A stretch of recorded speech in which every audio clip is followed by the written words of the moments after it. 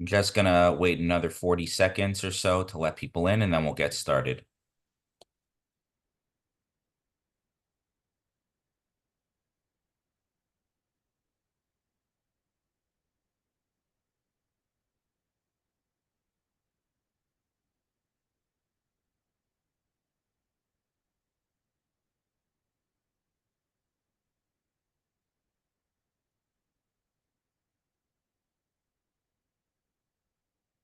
Okay. Welcome everybody. Good morning. Welcome to the ParkBridge Wealth Management Fall Webinar Series.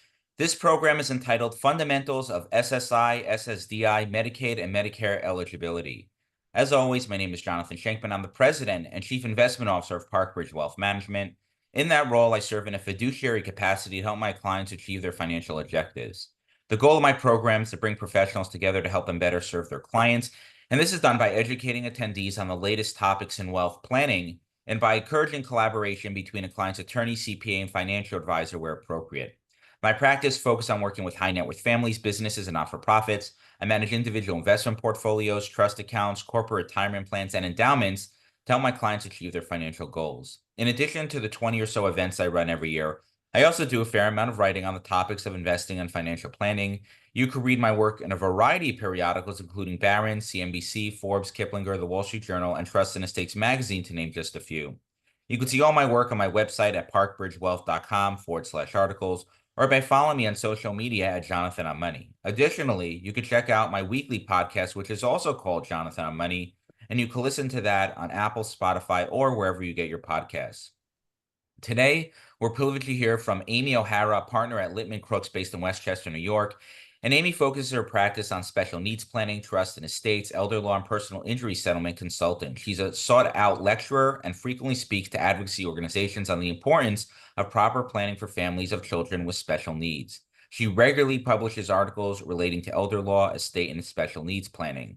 Amy is certified as an elder law attorney by the National Elder Law Foundation and is a member of the National Academy of Elder Law Attorneys. She's the treasurer of the board of directors of the Special Needs Alliance, a national not-for-profit organization dedicated to assisting families with special needs planning. And today, Amy will be speaking about fundamentals of SSI, SSDI, Medicaid, and Medicare eligibility. And with that introduction, I'll now turn the program over to Amy. Thank you, Jonathan, for having me again. I appreciate it.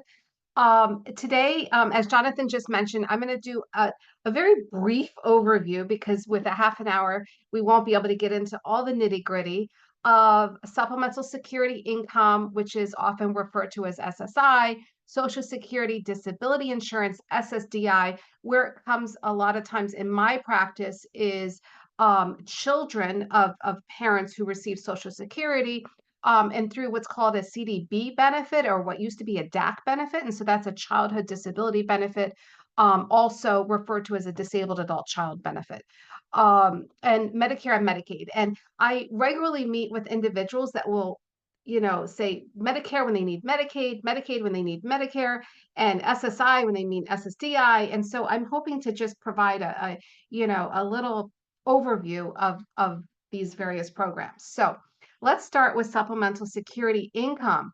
This is a federal program administered through the Social Security Administration. It's a cash assistance program, and fortunately, we have a lot of 2025 numbers that I'm able to give to you today.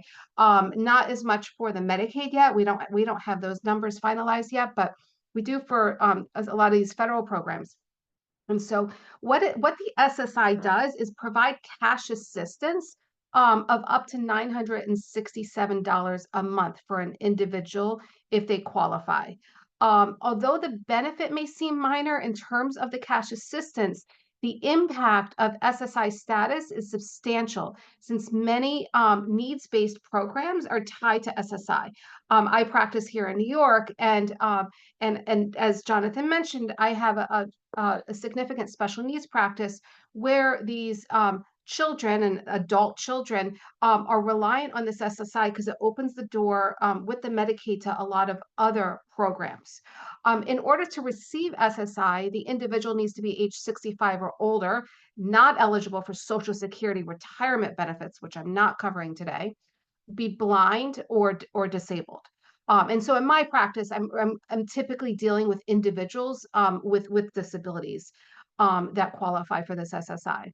And so in a couple of these programs that I'm going to talk about today, it's the SSA disability definition. And this is the definition in terms of the disability.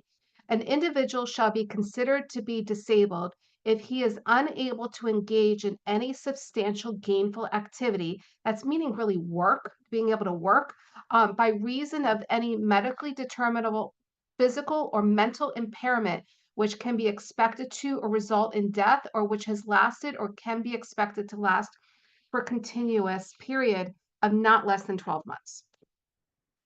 The qualifications. So as I mentioned before, you need to be, aged, blind, or disabled, no more than $2,000 of countable resources, which are assets. This number has been around since 1984.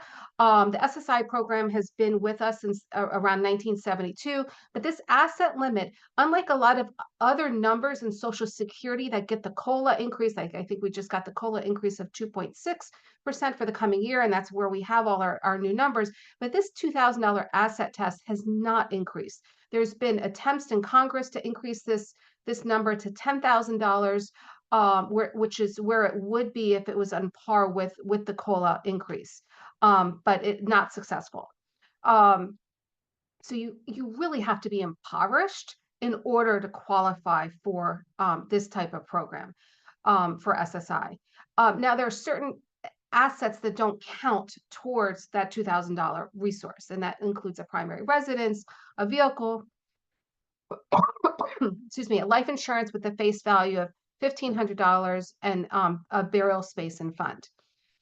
In my practice, I'll deal a lot with, as I mentioned, individuals with disabilities, and so they may have what's called an ABLE account, which I may have spoken about on this series before. And that's an account where you could have up to $100,000 in that account if you meet all the eligibility requirements for an ABLE account and still be eligible for SSI. Also, a properly drafted and executed special needs trust, whether it's first party or third party, is also exempt and not counted. And so mom and dad do their estate planning and properly fund, a third party supplemental needs trust. That's not counted as the beneficiary's assets in terms of that $2,000 limit, enabling them to qualify for SSI.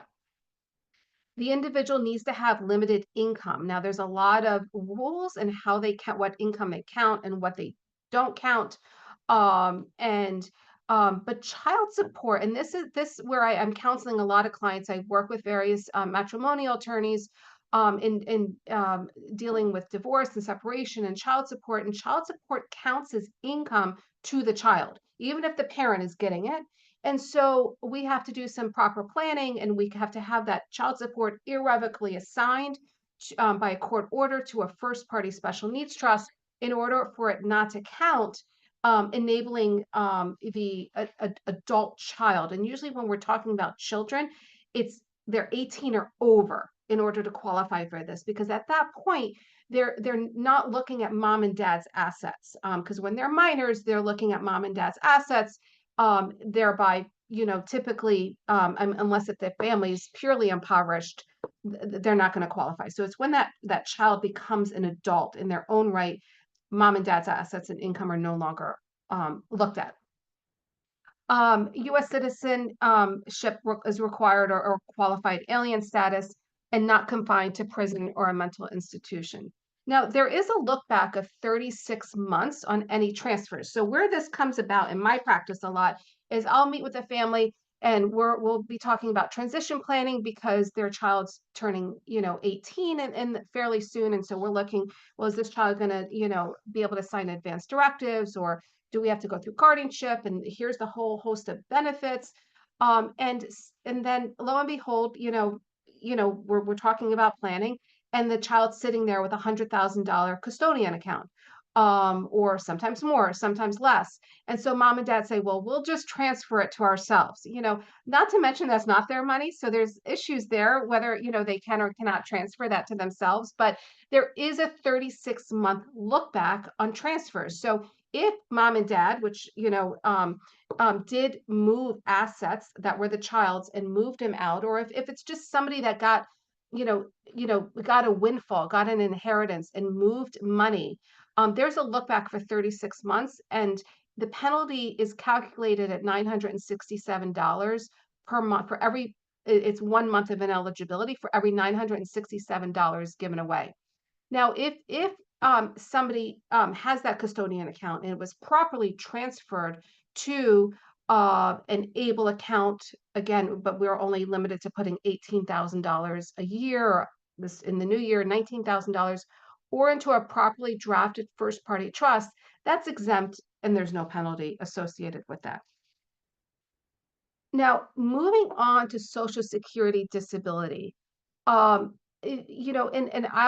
have a lot of adult children who will move from SSI to SSDI, which is the goal oftentimes if they have a significant disability and they're not able to work, or they are able to work but have limited income. The basic eligibility, and this is for somebody who is in this on this slide is working and becomes disabled later in life through an accident or incapacity. That SSA definition that I mentioned in my earlier slides applies to eligibility for SSDI. They paid FICA taxes for at least 40 quarters and worked 10 years or more. They have not reached full retirement age, and there's a 5-month waiting period before they could be eligible for SSDI, except for ALS. The 5-month waiting period is waived. After 24 months of SSDI entitlement, the individual is eligible for Medicare, which I'll talk about in a few minutes. There is no resource test. So unlike the SSI that I mentioned before, with SSDI, it does not matter what you have in your bank account or investments as to whether you qualify for this program. Your assets are disregarded. Really looking at earned income here. So a disabled child is entitled to that CDB or DAC benefit on the Social Security record of a parent. Okay, and this is provided that the child is or was a dependent of the parent. The child's not married. And the child is 18 years or older and under a disability which began before the age of 22. So that's a critical point in that disability has to be documented and proven before they turned age 22. And I will deal with families whose children have mental health disorders, and sometimes they don't present themselves or they don't have documentary proof until after 22, and it's really difficult to get that eligibility, and we try to go back and work on the record. Our practice, we don't do actual applications for Social Security because the Social Security Administration is quite strict on attorney's fees and how you could bill for helping individuals apply through the Social Security Administration. But we certainly counsel clients in terms of how these programs work. And the parent also, in terms of eligibility for the child, the parent needs to meet one of these following conditions: that they're currently receiving disability benefits, they're entitled to and receiving retirement benefits, or they've passed away and they fully met the FICA requirements at the time of their death. And what does this mean? So before I mentioned with the SSI that a child is able to get up to $967 a month, but there's a lot of strings attached to that program. With this type of program, the child is entitled to 50% of the parent's benefit. So if the parent is receiving $4,000 a month, the child can get $2,000 a month. Fantastic. If the parent is deceased, the child actually gets 75% of the parent's benefit, which could be $3,000 a month. So it's a lot more cash coming in. You only claim, so the child only claims under one parent, and sometimes the lower earning parent may apply first. and so the child can start collecting under that lower earning parent and then switch over to the higher earner parent when that parent eventually starts collecting. Now, where this becomes very important is yes, you get that cash benefit, but the child can receive Medicare, which is the same Medicare that we all are entitled to at age 65, which I'll get to in a slide in a minute. So when we're looking at beneficiaries or children who have lifelong disabilities and are not going to have work earnings in their own right, other than sometimes limited work earnings, it's a matter of being able to capitalize and take advantage of these benefits that are available to them. And in terms of health insurance, so a lot of times these children are on their parents' health insurance for many years, even beyond the age 26, sometimes to 29, and sometimes even longer. But when that parent no longer has the health insurance, we don't always like to rely on Medicaid solely for health insurance purposes. And this Medicare is a really good alternative when that child no longer has the parent is receiving benefit under the parent's health insurance, and they could qualify for Medicare. So yes, we get the benefit of the Social Security disability income coming in, but a lot of my clients, the key is for their child to get that Medicare eligibility. And every once in a while, I'll have clients that'll have both, or children of, that will have both SSI and SSDI. It's rare. It's when the SSDI, when the Social Security work record is quite low, and if the SSDI is not as 900 up to $967 a month. So let's say they only get $300 a month. Then they could also get the SSI, an additional $667 a month to bring them up to that 967. So that happens, not that often, but it does happen from time to time. All right, I'm going to move on to Medicare. And Medicare, unlike the Social Security Administration, which is its own standalone organization under the federal U.S. government, this is a federal program administered through the Centers for Medicare and Medicaid Services, otherwise referred to as CMS, under the U.S. Department of Health and Human Services.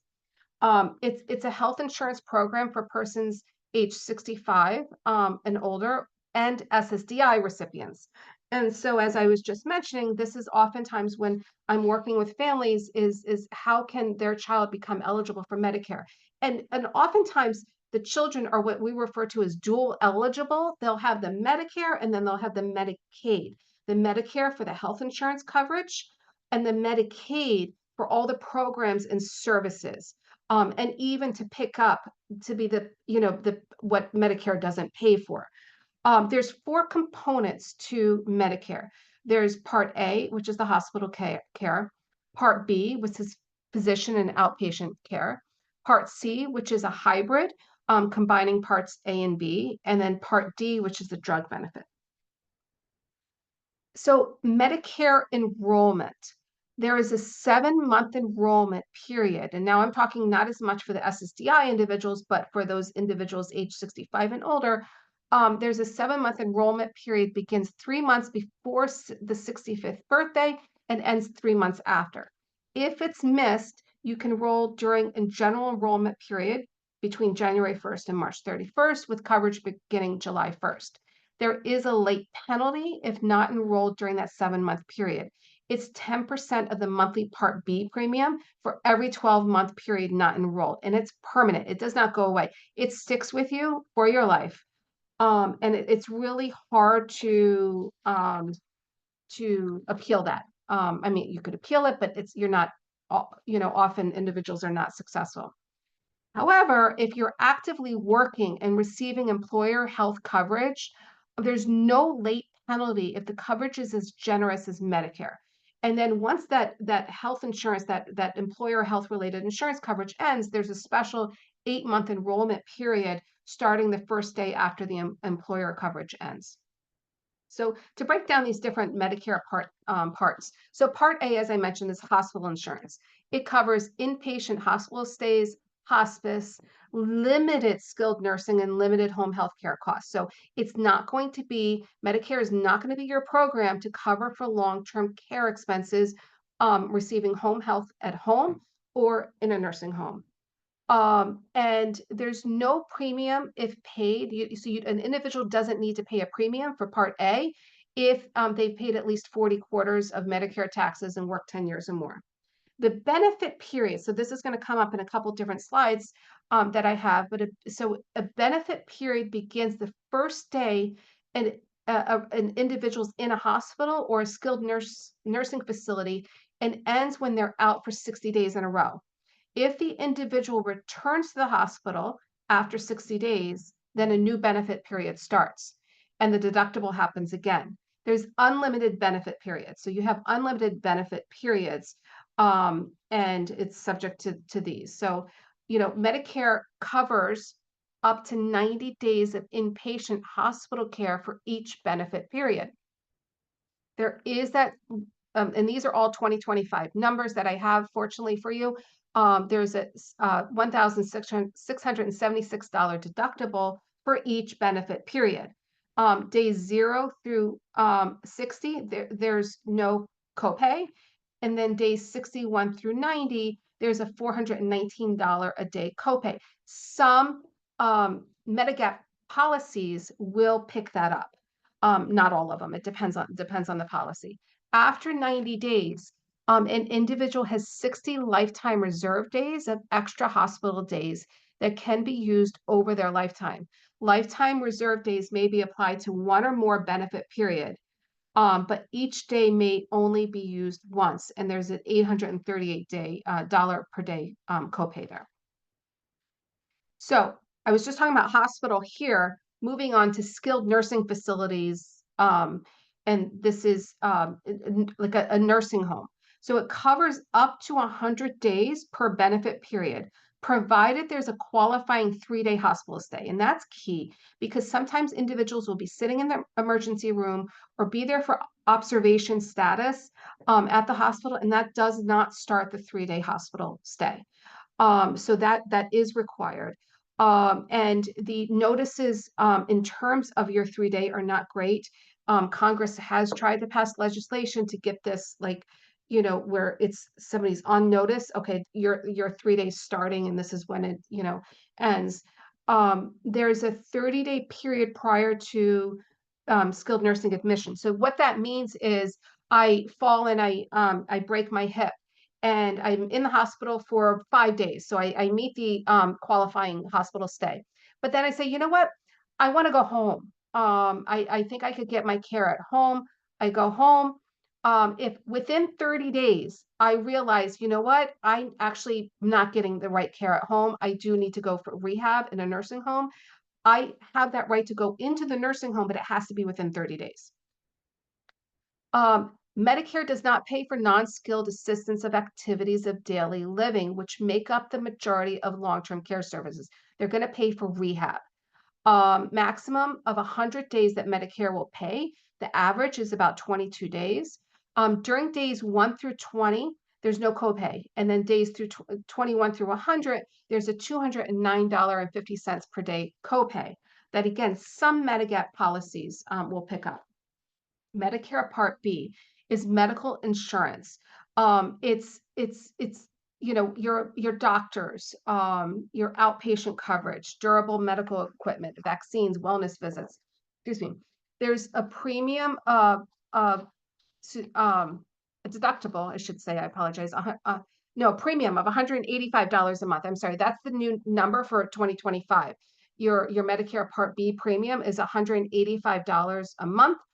But for income above $106,000, you could pay up to $628.90 a month. So it jumps quickly after that income is up over $106,000. This is the deductible. There's a $257 a year deductible and a 20% copay. And so that's where this Medigap insurance comes in. It's supplemental insurance through a private company that helps cover out-of-pocket expenses such as copays and deductibles. AARP offers a Medigap policies. A lot of times, state and federal government in New York City will offer retirees this Medigap insurance as part of their retiree benefit. And sometimes they don't have to pay premiums. And sometimes if they're, old school policies, they'll even pay your Medicare Part B premium. But you must have original Medicare, not Advantage, which I'm going to talk about in a minute. Actually, now, so Medicare Part C is your Medicare Advantage plan. It is somebody on a listserv this week I saw said, Medicare Advantage plan is neither Medicare nor an Advantage, and I agree with that. It becomes difficult. It takes over it's a separate company, and it's an alternative to original Medicare. So you don't have the parts A and B that I just talked about. You have a separate policy. It's attractive to some people because it offers a wider range of benefits, including vision, dental, hearing, that original Medicare doesn't cover. But I encounter many situations with clients when they want to move to different parts of the country, and they're realizing that their Medicare Advantage plan is not working for them. And if they have some health issues, it just becomes exceedingly stressful for them in terms of proper coverage. So I'm always cautioning clients with this type of benefit. The Medicare Part D is your drug coverage. Oh, I'm sorry. Just on that, there was a big article in the Wall Street Journal, if anybody saw, that came out a couple days ago, talking about the Medicare Advantage plan. So, if you're interested in reading that. Part D is your prescription drug coverage. This is offered by insurance companies, and it's really your drug coverage. Something new for 2025, there's going to be a $2,000 cap on out-of-pocket spending on the drug coverage. So I just want to move this along because I only have a few minutes left. So Medicaid. Medicaid is a joint federal and state program. So it's administered through the state agencies. And here in New York, we actually have it administered through our county agencies. There's federal minimum standards, but states allow flexibility. So it's a means tested program. So you're looking at an individual's assets and income in terms of eligibility for this program. As I've kind of hinted a few times, it's Medicaid. Oftentimes in my world, with clients, we're looking at it not for the general medical coverage, but more for long-term care expenses, or for adult children who have lifelong disabilities and needs supports through the government. So here in New York, we have a state agency called OPWDD that provides a lot of day programs, residential services, all aspects of programming. And that an individual, adult child, oftentimes needs to be eligible for Medicaid. And so that's oftentimes where we're working as long-term care for older individuals, and for younger individuals who need to rely on those government benefits. Medicaid is a payer of last resort. So you always have to exhaust whatever other insurances there may be available, assets, and so just something to look at in terms of the plan.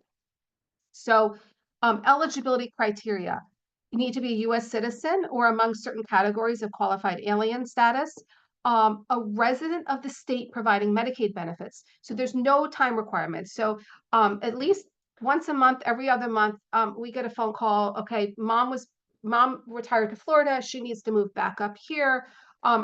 She's in a facility. We want to apply for Medicaid, so it's up and running here.